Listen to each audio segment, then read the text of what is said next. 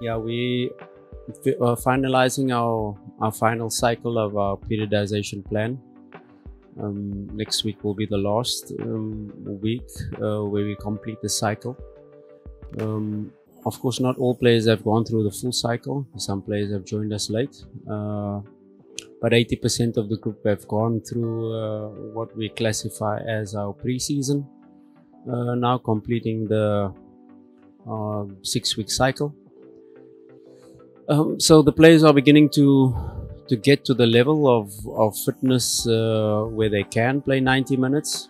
The next parameter will be after the CAF Confederations match, where we play 3 matches per week. So that will be the next parameter what we will face. How are players able to recover between matches when we're playing in 7 days 3 matches. So that will be the next parameter what we're going to face, but I'm quite happy with the level of fitness that they can compete with.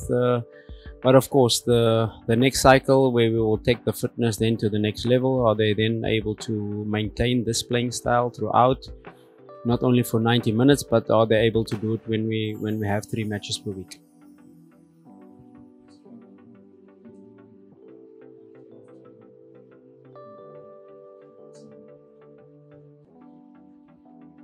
Yeah, we've introduced new concepts into the team, the defense line.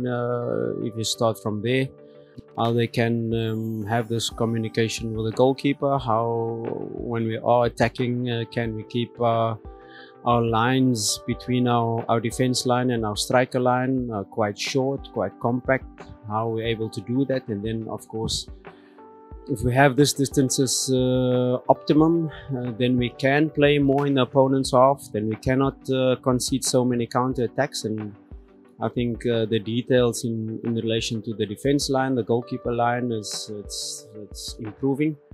And then of course the midfield line and the connection between the midfield line and the attackers, we're working on those connections. Are we able to play these passes that is not more than 15-meter passes, that we're able to play these connection passes? Then of course our relation to that is what we do when we lose possession of the ball. So the team is coming together.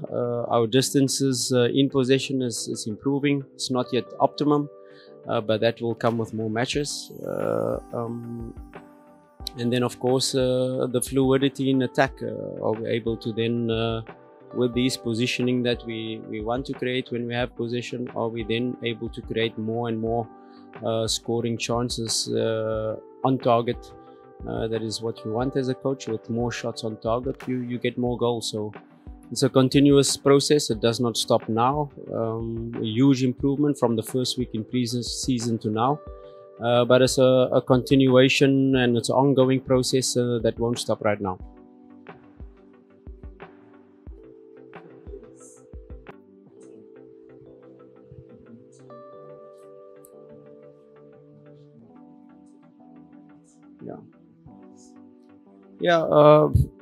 When a player joins us late, an example like Teba is now in starting week 4 of his pre-season plan. He did 2 weeks in Algeria.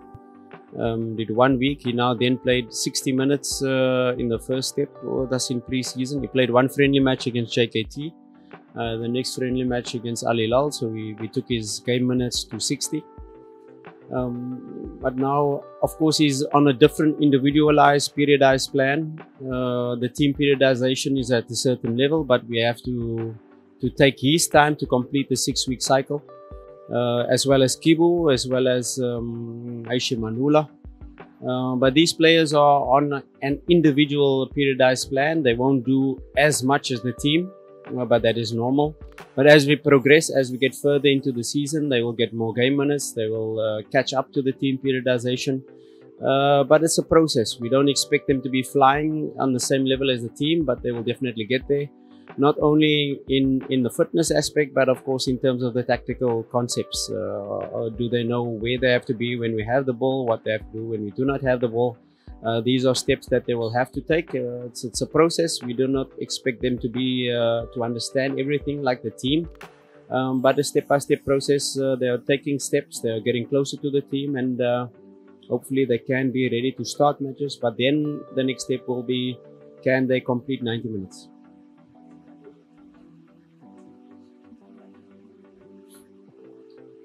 Now we're quite happy, first of all, with our defensive display. 0 shots on target in both matches against us. So the defensive display has been very good.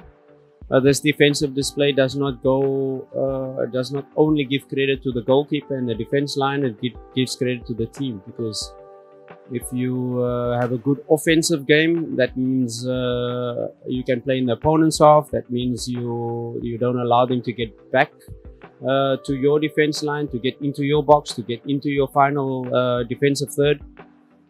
So a team effort in relation to not conceding shots against us in both matches, and of course scoring 7 goals.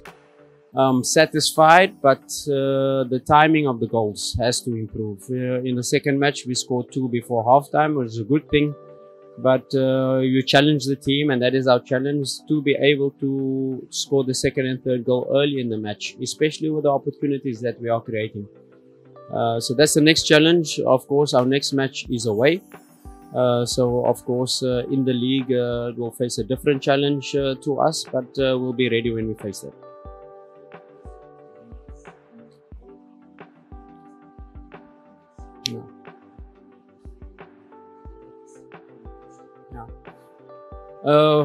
When this award, Coach of the Month, does not go to me, it goes to my entire technical team, first of all, for the hours behind the scenes that they are putting in, and of course not only my technical team but the backroom staff. It's an entire collective effort in that regard.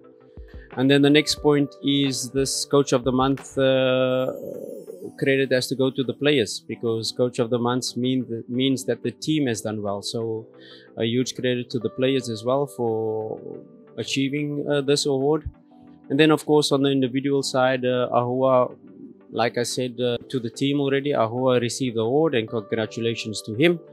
But congratulations to his teammates as well, because you don't achieve this award without your teammates scoring the goals, who are you getting the assists, and of course assisting him to be able to score his goal. So a huge team effort on both awards.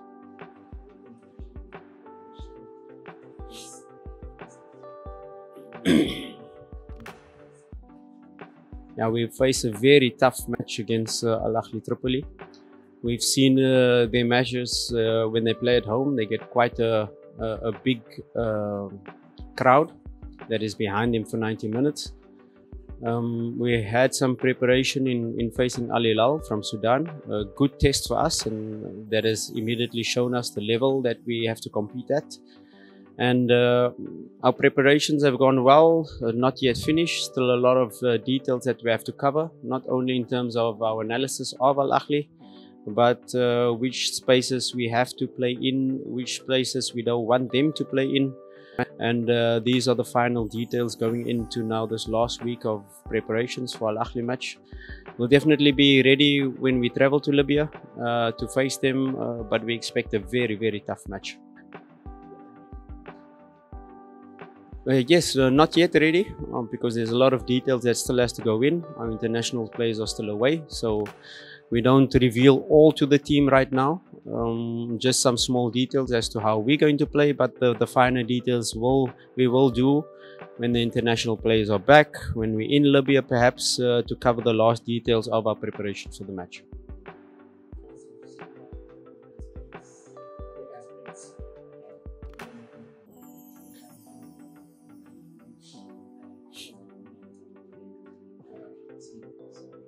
The Tanzanian people, first of all, has been very welcoming since our arrival in Tanzania, and a huge feeling of appreciation that we've had as a technical staff coming from a different country. And then on a more personal note, the Simba fans, they have been absolutely fantastic since we've in every match we've played. In the painful defeat in the Community Shield, they were behind us, they were pushing us, they gave us words of encouragement, and that words of encouragement not only to the technical team but to the new players, that has been absolutely fantastic, and we encourage our fans to continue in this way. If they are behind us, they know that we'll give 100% in each and every match to win, to bring the smiles back on their faces. But that is a two-way. We feel the love, we feel the support that they've given us, and we'll take that extra 12th man in each match we play, knowing that they're behind us, and we'll do our best to make them happy. Simba, Nguvu, Moja, ubaya ubwela.